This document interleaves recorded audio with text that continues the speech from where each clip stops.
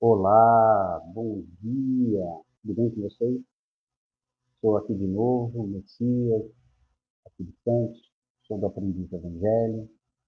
E mais um domingo viemos com um capítulo do livro Roteiro, esse livro aqui, de Emmanuel, através de Francisco Cândido Xavier. Hoje chegamos ao capítulo 21, Evangelho e Educação. Mas antes, eu quero pedir um favor a vocês que ainda não é inscrito no canal, se inscreva. E se inscreva em todos os canais que você vê na internet, no YouTube, divulgando a doutrina espírita. A divulgação da doutrina espírita é a melhor caridade, a maior caridade que podemos fazer para ela. Na sua cidade, com certeza, deve ter algum centro espírita que transmita reuniões públicas pela internet, caso você não consiga ir pessoalmente. Temos vários canais que transmitem palestras espíritas, que fazem cursos online, a própria FEB tem vários cursos online, eu mesmo estou reassistindo o Livro dos Médiuns, com Jacobson Trovão. Então, vamos instruir, vamos nos educar, porque conhecimento liberta.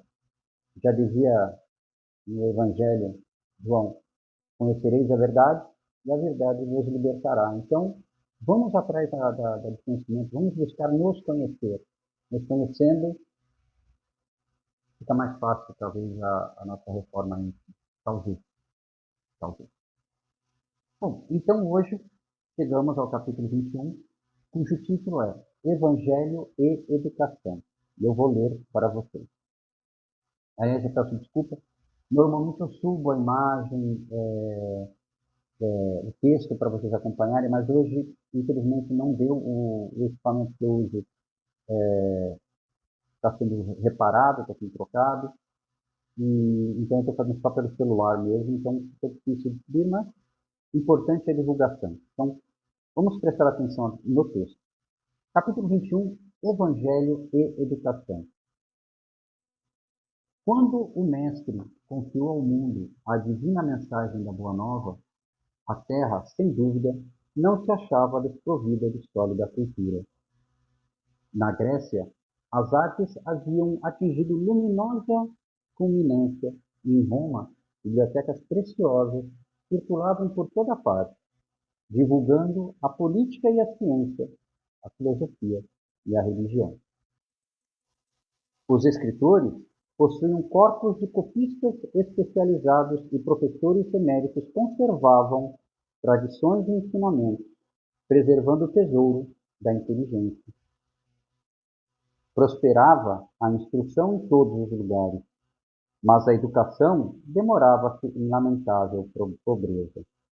O cativeiro consagrado por lei era flagelo comum. A mulher, aviltada em quase todas as regiões, recebia tratamento inferior ao que dispensava aos cavalos. Homens de consciência enobrecida por infelicidade financeira ou por questiúnculas de raça eram assinalados a ferro pendente e submetidos a penosa servidão, anotados como animais. Os pais podiam vender os filhos. Era razoável cegar os vencidos e aproveitá-los em serviços domésticos. As crianças fracas eram quase sempre punidas com a morte. Enfermos eram sentenciados ao abandono. As mulheres infelizes podiam ser apedrejadas com o beneplácito da justiça. Os mutilados deviam parecer nos campos de luta, categorizados à conta de carne inútil. Qualquer tirano desfrutava o dinheiro de reduzir os governados à extrema penúria, sem ser incomodado por ninguém. Feras devoravam homens vivos nos espetáculos e divertimentos públicos, com aplauso geral. Rara a festividade do povo que transcorria sem vasta efusão de sangue humano, como impositivo natural dos costumes. Com Jesus, entretanto, começa uma era nova para o sentimento.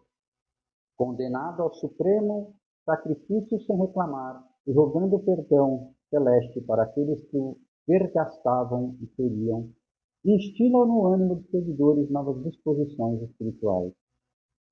Iluminados pela divina influência, os discípulos do Mestre consagravam-se ao serviço dos semelhantes. Simão Pedro e os companheiros dedicam-se aos doentes e infortunados. Instituem-se casas de socorro para os necessitados e escolas de evangelização para o espírito popular. Pouco a pouco altera-se a paisagem social no curso dos séculos. Dilacerados e atormentados, entregues ao supremo sacrifício nas demonstrações sanguinolentas dos tribunais e das praças públicas, ou trancafiados nas prisões, os aprendizes do Evangelho ensinam a compaixão e a solidariedade, a bondade e o amor, a fortaleza moral e a esperança. Há grupos de servidores que se devotam ao trabalho remunerado para a libertação de numerosos cativos. Senhores da fortuna e da terra, tocados nas fibras mais íntimas, devolvem escravos ao mundo limpo. Doentes encontram remédio. Mendigos acham teto. Desesperados se reconfortam, órfãos são recebidos no lar. Nova mentalidade surge na terra. O coração educado aparece por abençoada luz nas sombras da vida. A gentileza e a afabilidade passam a reger o campo das boas maneiras, e sob a inspiração do Mestre crucificado, homens de pátrias e raças diferentes aprenderam a encontrar-se com alegria, exclamando felizes: meu irmão. O texto de Emmanuel, Evangelho e Educação, ele relata um período, na época de Cristo, e antes até, como cegaros vencidos, crianças fracas abandonadas, enfermos abandonados, mulheres infelizes podiam ser apedrejadas, mutilados deveriam parecer nos campos de luta categorizados à conta de carniços. Ou seja, naquela época, muitas culturas tinham, por exemplo, os hindus, povo evoluído espiritualmente até hoje, mas ainda trata os irmãos em casa. Os gregos, lá na Grécia Antiga, altamente cultos, fundadores da democracia, mas moralmente problemáticos. Egípcios, tecnológicos para sua época, de alguma forma também espiritualizados, mas também tratavam o povo diferente do deles como escravos. Tinham seus sentimentos por outros povos como povos sem importância. Os romanos, povo culto, erudito, pátria de tanto conhecimento, mas eram bárbaros. Levavam inimigos aos coliseus para serem devorados por animais, simulavam guerras dentro dos coliseus, onde usavam escravos como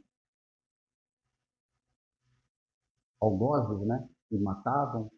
No mesmo texto, festas que eram regadas a sangue.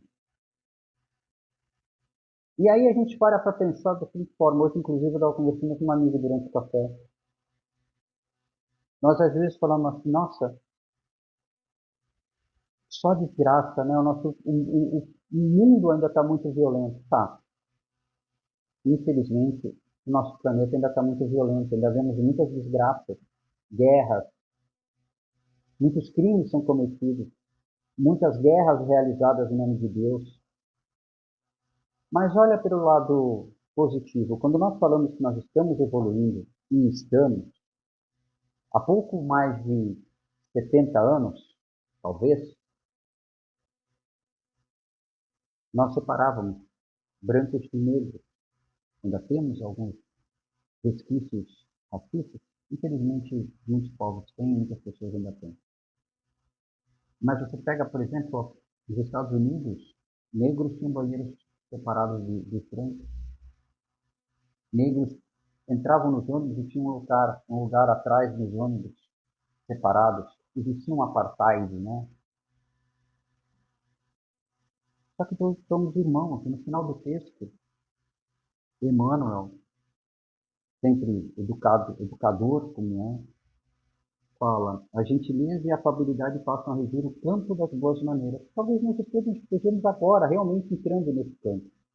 E sob a inspiração do mestre crucificado, homens de pátrias e raças diferentes aprenderam a encontrar-se com alegria, exclamando felizes: meu irmão. Ainda não. Muitas pátrias, muitos povos ainda não conseguem encontrar no seu inimigo a possibilidade de chamá-lo de irmão. Mas nós estamos passando por uma regeneração. Iremos alcançar esse período. Quando? Não sei. Muitos falam que o planeta está em regeneração.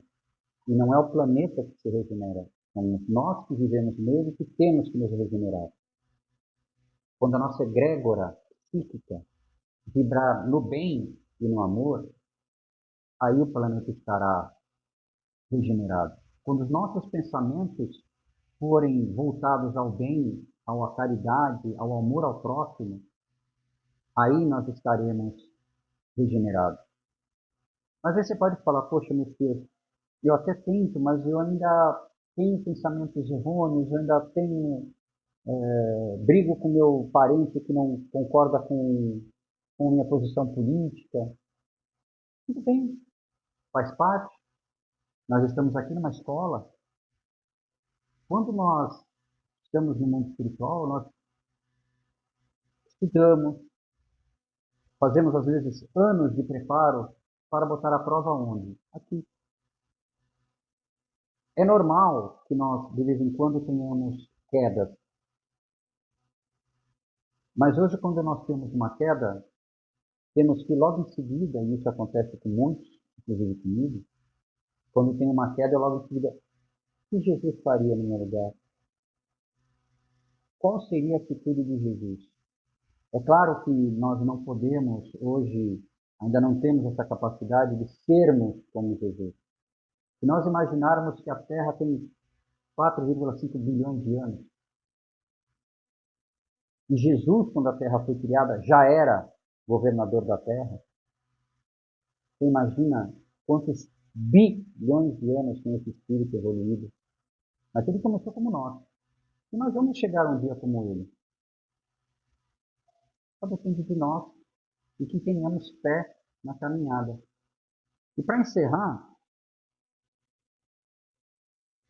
eu vou ler o capítulo 11º do Evangelho segundo o Espiritismo, cujo título é Amar ao Próximo como a Si Mesmo, e chamá-lo de meu irmão. O item 8, a lei do amor. Me permitem. O amor resume inteiramente a doutrina de Jesus, porque é o sentimento por excelência, e os sentimentos são os instintos elevados à altura do progresso realizado. No seu início, o homem não tem senão instintos. Mais avançado e corrompido, só tem sensações. Mais instruído e purificado, tem sentimentos. E o ponto delicado do sentimento é o amor. Não o amor no sentido vulgar do termo, mas este sol interior que condensa e reúne em seu foco ardente todas as aspirações e todas as revelações sobre-humanas.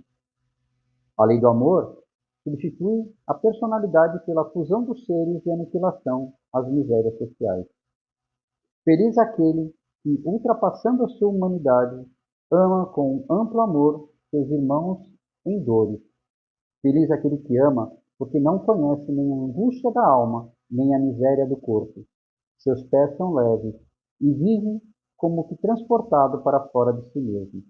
Quando Jesus pronunciou essa palavra divina, amor, ele fez estremecer os povos e os mártires, ébrios de esperança, desceram ao circo.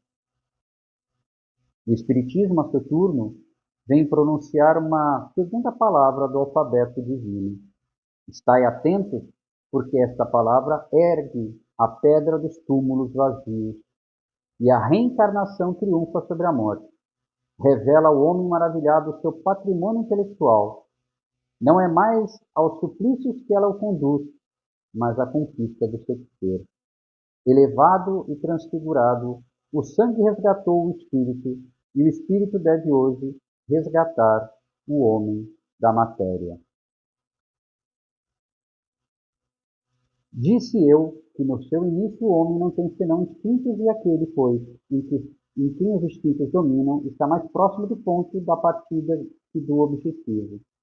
Para avançar em direção ao objetivo, é preciso vencer os instintos em proveito do sentimento, quer dizer, aperfeiçoar estes, sufocando os germes latentes da matéria. Os instintos são a germinação e os embriões do sentimento.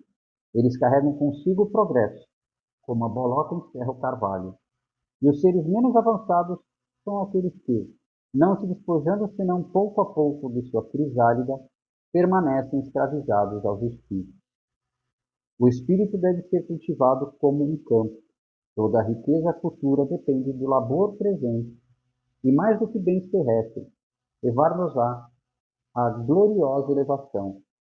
É então que, compreendendo a lei do amor, que une todos os seres, nela encontrareis as suaves alegrias da alma, que são o prelúdio das alegrias celestes. Lázaro, Paris, 1862. O próprio texto fala. E nós não somos, hoje, na nossa maioria encarnada, mais próximos dos instintos, estamos mais próximos dos sentimentos. Hoje nós nos condoemos quando vemos uma guerra, quando vemos um irmão matar o outro, quando vemos uma criança abandonada. Então nós estamos mais próximos do nosso objetivo. Olhem para trás. Nós talvez estivéssemos lá no tempo de Jesus, vibrando com os católicos, os cristãos da época, sendo consumidos pelas feras nos coliseus. Nós estávamos vibrando. Quem garante que não estávamos, quando Cristo passou carregando a cruz, blasfemando contra ele? Hoje estamos aqui. Hoje somos mais sentimentos do que espírito. Então tenhamos fé na caminhada, porque a gente só evolui. Uns mais rápido, outros nem tanto. Mas do átomo ao arcanjo, esse é o nosso fim. Seremos seres iluminados. Um dia. Um abraço a todos, fiquem com Deus e até o próximo domingo com mais um capítulo do livro Roteiro de Emmanuel, psicografado pelo nosso querido Francisco Cândido Xavier.